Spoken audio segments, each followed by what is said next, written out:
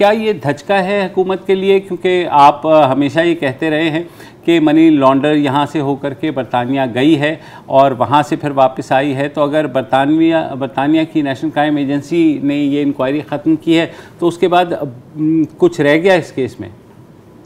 जी शुक्रिया मुबशर। देखिए, बात यह है कि इस पूरे मामले में नेशनल क्राइम एजेंसी ने, जिस तरह आपने अपने इंट्रो में भी बताया, कि एक सस्पिशियस ट्रांजैक्शन एक अकाउंट को लेके जो कि बरतानिया में है, वो पाकिस्तान से उसमें फ़ंड्स जाते हैं जो उनके बरतानिया के अकाउंट में, बैंक रिपोर्ट करता है, नेशनल क्राइम एजेंसी उसको फ्रीज़ कर लेती है।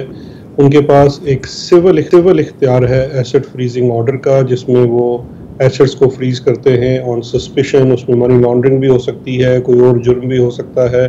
उस ट्रांजैक्शन को लेके उन्होंने अपनी इन्वेस्टिगेशन की और अब उस ट्रांजैक्शन को लेके या उस बैंक अकाउंट को लेके उन्होंने जो अपना फ्रीजिंग ऑर्डर जो पिछले 20 माह से शायद था, वो लिफ्ट कर लिया, विड्रॉ कर लिया। चूँकि फ्रीजिंग कोर्ट के हुक्म से होती है, आपको अदालत जाना पड़ता है, तो उसकी लिफ्टिंग भी कोर्ट से हुई।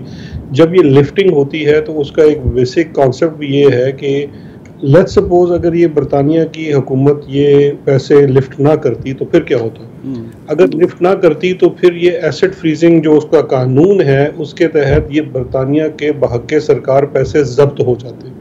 लेकिन इस कानून के तहत उस शख्स के खिलाफ कार्रवाई नहीं होती, ये बात सिर्फ एसेट्स तक रहती है। तो पहली तो चीज़ ये है कि ये सिर्फ और सिर्फ एक इंक्वायरी थी उनके उस एसेट को लेके जो बरतानिया ट्रांसफ़र हुआ था। अब जो जिस किस्म का नैरेटिव बनाया जा रहा है कि शायद इसको लेके जीत हो गई है और पाकिस्तान के मुकदमे ख़त्म हो गए हैं, मनी लॉन्ड्रिंग में शहबाज शरीफ और उनके साहबजादे, स्पेशली सलमान शहबाज और हमजा शहबाज, वो पाकिस्तान में 7 अरब रुपए की मनी लॉन्ड्रिंग, जिसको टीटी केस भी कहा जाता है, उसमें चार्ज है। इस वक्त 13-14 गवाह गुजर चुके हैं। लाहौर के अकाउंटेबिलिटी कोर्ट में वो मामला चल रहा है और सलमान शहबाज उसमें मफरूर हैं अदालत से। ये है फैक्ट ऑफ द मैटर। बाकी उसके अलावा ये कहना कि जी अच्छा, दूसरी एक जो मिस रिपोर्टिंग हुई जिससे मुझे काफ़ी भी पहुंचा, ताकि मुर्तज़ा शाह मेरा अच्छा दोस्त ये है कि मैंने उनसे कहा कि आप मुझसे फ़ोन करके पूछ ही लेते कि ये पाकिस्तान के कहने के ऊपर इन्वेस्टिगेशन का आगाज़ हुआ, जो कि सरासर गलत बात है। पाकिस्तान के कहने के ऊपर हरगिज़ इसका आगाज़ नहीं हुआ। ये एक बैंकिंग ट्रांजैक्शंस के ऊपर एक सिस्टम मौजूद है, जो फाइनेंशियल मॉनिटरिंग यूनिट्स हैं, स्टेट बैंक का, जो ये मैं बरतानिया की बात कर रहा हूँ। हाँ। अगर हमारे यहाँ होगा तो हमारा जो फाइनेंशियल मॉनिटरिंग यूनिट है वो रिपोर्ट करता है। बरतानिया में सस्पिशियस ट्रांजैक्शन वहाँ का वो यूनिट रिपोर्ट करता है। जिस तरह यहाँ की भी जो सस्पिशियस ट्रांजैक्शन है, अब पाकिस्तान का अगर आप इनको मुकदमा देख लीजिए तो पाकिस्तान में भी ये शुरू, इसका आगाज़ सस्पिशियस ट्रांजैक्शन से हुआ था, जो यहाँ के अकाउंट्स की ट्रांजैक्शन थी। वो हमारे स्टेट बैंक ने रिपोर्ट किया और फिर वो नैब ने मुकदमा किया और अब एक मुकदमा FIA में चल रहा है। लेकिन शहबाज भाई, शहजाद साहब, मैं भी उसमें आने वाला था कि उन्होंने पाकिस्तान यानी आप लोगों से भी राब्ता ज़रूर किया कि आप बताइए इस ट्रांजैक्शन के बारे में, तो आप लोगों ने जो मुकदमात की तफसील उन्हें भी दी, तो उसके बावजूद उन्होंने इस ट्रांजैक्शन को, अगर आपके मुताबिक ये सिंगल ट्रांजैक्शन है, इसको ये नहीं समझा कि ये मनी लॉन्डर होके आई है, और बाकी भी जो पीछे उनकी ट्रांजैक्शन थी उनको भी देखा बकौल मुर्तज़ा अली शाह के। तो ये धचका नहीं है कि वो लेके जाएंगे यहाँ अदालत में और कहेंगे कि जनाब ये देखिए बरतानिया की नेशनल क्राइम एजेंसी को कुछ नहीं मिला, तो आप यहाँ जो कर रहे हैं, जो उनका नैरेटिव है कि ये बेसिकली एक पॉलिटिकल विक्टिमाइजेशन है। वो जो ये बड़ा अहम सवाल है और मैं चाहूँगा इसकी वजाहत करूँ। देखिए, 2 चीज़ें हैं। पहली चीज़ ये है कि इस स्पेसिफिक अकाउंट और ट्रांजैक्शन को लेके पाकिस्तान में इनके मुकदमे के ऊपर कोई एलिगेशन नहीं है। इस स्पेसिफिक जो ये पैसे फ्रीज हुए थे, इनके ऊपर जो पाकिस्तान में मुकदमा है उसकी ट्रांजैक्शंस अलग हैं, वो अकाउंट्स अलग हैं, वो सारी चीज़ें अलग हैं। जब बरतानिया ने ये उनका पैसा फ्रीज़ किया तो बरतानिया ने पाकिस्तान से एक सवाल किया कि हमें सस्पिशियस ट्रांजैक्शन में हमने ये इनके अकाउंट्स वगैरह फ्रीज़ किए हैं, आप हमसे शेयर करें मालूमात कि पाकिस्तान में इनके ऊपर क्या मुकदमात हैं या कोई और मामला है पाकिस्तान में।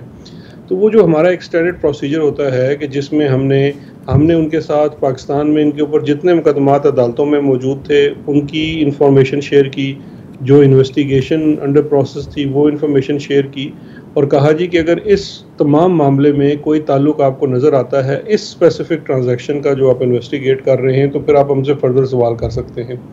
वो ट्रांजैक्शन चूँकि छोटी अमाउंट की थी और एक स्पेसिफिक ट्रांजैक्शन थी, उसका इनसे कोई ताल्लुक नहीं था। अब अगर पाकिस्तान का उसके अंदर क्लेम होता तो पाकिस्तान ज़रूर जाके उस मुकदमे में पार्टी बनता, हम कोई अपना वकील वहाँ पे करते, हम भी जाके परसू करते कि नहीं नहीं ये तो इस तरह से है, हमारा इसमें ये क्लेम है।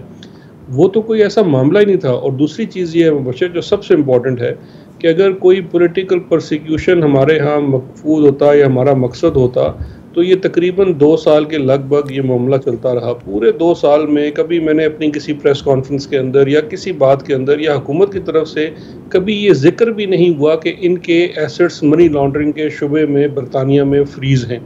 अब अगर इसको पॉलिटिकली पॉइंट स्कोरिंग के लिए इस्तेमाल करते तो पिछले 1.5 साल में बड़ा ज़बरदस्त ये हो जाता, हम खुद ना करते, किसी से लीक कर देते।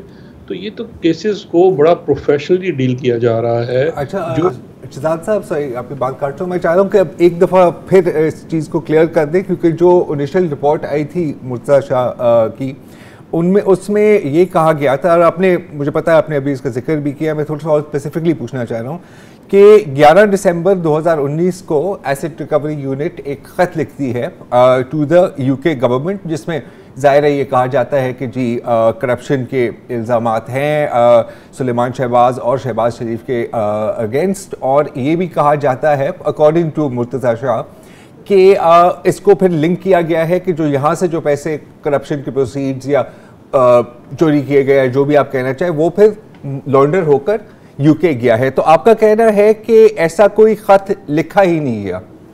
नहीं, देखें, दो चीज़ें हैं। खत ज़रूर लिखा गया है, लेकिन जो कंटेंट्स मुर्तज़ा शाह कह रहे हैं या जो आप रिपीट कर रहे हैं वो गलत है। उस खत के जो उसका टाइटल है, वो उसका है, टाइटल ही है योर क्वेरीज, कि आपकी जो हमारी क्वेरीज थी उसके जवाब में हम ये लिख रहे हैं।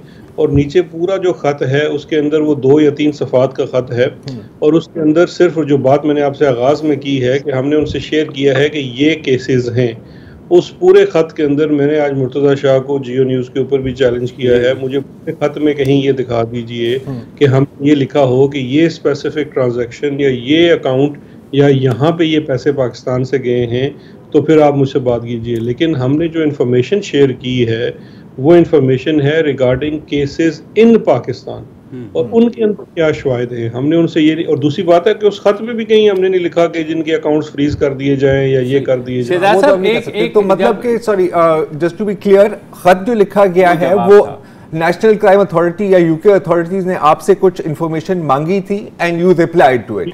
ये आपके ये उसको ये भी समझा जाए कि आपकी जो दी गई इंफॉर्मेशन थी उसको उन्होंने सही नहीं माना और ये इंक्वायरी ख़त्म की। दूसरी बात यह है कि आप जब से आए हैं आप ये कह रहे हैं कि लंदन से जो है बरतानिया से उनका एक नया लॉ भी आया था, उसके तहत वहाँ से हम सारी रकूम वापस लाएंगे। तो अब ये जो नेशनल क्राइम एजेंसी का फ़ैसला है, अगर ये प्रेसिडेंट बन जाता है, मतलब फ़ैसला तो नहीं है, उनकी इंक्वायरी जो है, तो क्या आपके उस मौक़िफ़ को धचका नहीं लगेगा कि वहाँ से हम पैसे जो पाकिस्तान से लूटे गए वो वापस लाएं? नहीं, देखें, ये 2 अलग चीज़ें हैं। पहली तो चीज़ ये है कि जो उन्होंने इसके ऊपर कार्रवाई की है, उसकी कार्रवाई का हरगिज़ कोई मतलब नहीं है कि हमने उनसे जो चीज़ शेयर की उन्होंने हमसे एग्री नहीं किया। हमने उनके साथ फैक्ट्स शेयर किए हैं। फैक्ट्स ये हैं कि ये मुकदमात पाकिस्तान में चल रहे हैं। उसके बाद अगर हम उनसे कहते हैं कि नहीं इस ट्रांजैक्शन के अंदर फ़लाँ चीज़ हुई है, और अगर हमसे नहीं मानते तो मैं कहता है जी ज़रूर उन्होंने हमारी बात नहीं मानी। हमने तो ऐसी कोई चीज़ उनसे शेयर की नहीं। दूसरी चीज़ ये है कि जहाँ तक आपकी सवाल है कि पैसा वापस लाने का, देखिए एसेट फ्रीजिंग ऑर्डर जो है ये बरतानिया ने किया। अब अगर वो एसेट फ्रीजिंग ऑर्डर वो कामयाब हो जाते और वो फ्रोज़न रहता पैसा, तो वो उनकी हक में जमा हो जाना था बरतानवी हुकूमत में। हमें उस पैसे को वापस लाने के लिए ये बाकायदा तौर पे उनके साथ ये आर्ग्यू करना पड़ता था ये पैसा पाकिस्तान से स्पेसिफिकली गया और फलानी चीज़ मनी लॉन्ड्रिंग हुई और मनी लॉन्ड्रिंग। तो हमारा इस ट्रांजैक्शन को लेके कभी भी ये मौक़िफ़ नहीं रहा है। ये एक छोटे अमाउंट की ट्रांजैक्शन थी जो यहाँ से हुई, उसके ऊपर हमारी कोई इस तरह की हमारी तरफ से उसके अंदर कोई ऐसी सस्पिशन नहीं। तो इसमें सिर्फ मसला ये आ रहा है, आप कह रहे हैं कि एक ट्रांजैक्शन जो कि 2019 में हुई, जो वहाँ के फैसले, जिसके ज़ाहिर है तहरीर आपके पास भी अब पहुँच ही जाएगा, तहरीरी फ़ैसला जहाँ लॉयर्स के थ्रू या आप मंगवा लेंगे, उसमें ये कहा जा रहा है कि पिछले 20 साल की ट्रांजैक्शंस का जायज़ा लिया गया। इसका मतलब है ये तो स्पेसिफिक ट्रांजैक्शन हुई 2019 की, तो बाकी ट्रांजैक्शंस का फिर क्या जायज़ा ले रही थी एनसीए? ये मेरा ये ख्याल है बशर कि हमें बहुत जल्दी जंप नहीं करना चाहिए कंक्लूजन पे, क्योंकि ये सारी बात सिर्फ एक मेरा भाई मुर्तज़ा शाही कह रहा है। मैं सुबह से उसको पूछ भी रहा हूँ कि खुदा के लिए मुझे भी वो फ़ैसला दे दो अगर कोई ऐसा फ़ैसला है, क्योंकि आज मेरी, चूँकि मैं कोविड में भी था, मेरी रब्ता हुआ एनसीए वालों से बड़ा ब्रीफली, और उनसे मैंने पूछा तो वो भी इस चीज़ से बड़े वो थे कि हमें तो कोई फ़ैसला नहीं है। उन्होंने कहा हमने कम्युनिकेट किया है, कोर्ट को भी कम्युनिकेट किया है और इनके वकील को भी कम्युनिकेट किया है कि हम एसेट फ्रीजिंग ऑर्डर लिफ्ट कर रहे हैं, लेकिन ये इस फैसले का बार बार जिक्र कर रहे हैं, हम उसका इंतज़ार कर रहे हैं। जो फैसला कोई अगर है, मेरा तो ख्याल है, क्योंकि थोड़ा सा मैं समझता हूँ इस एसेट फ्रीजिंग के काम देखा हुआ है पहले भी, उसके अंदर कोर्ट का जो ऑर्डर होता है वो सिर्फ होता है, ये चूँकि ये उसकी एक एडमिनिस्ट्रियल जुरिस्डिक्शन में होता है, ये कोई मुकदमा चला नहीं है। जब मुकदमा चलता है तो फैसला आता है। ये तो मुकदमा आपने जाके एक फ्रीजिंग ऑर्डर करवाया और बाद में आपने खुद फ्रीजिंग ऑर्डर लिफ्ट कर लिया, ये कोई कंटेस्ट नहीं हुआ। ताज़ा तरीन वीडियोस के लिए हमारा चैनल सब्सक्राइब करके बेल आइकॉन प्रेस करें ताकि आपको मिले हर अपडेट सबसे पहले।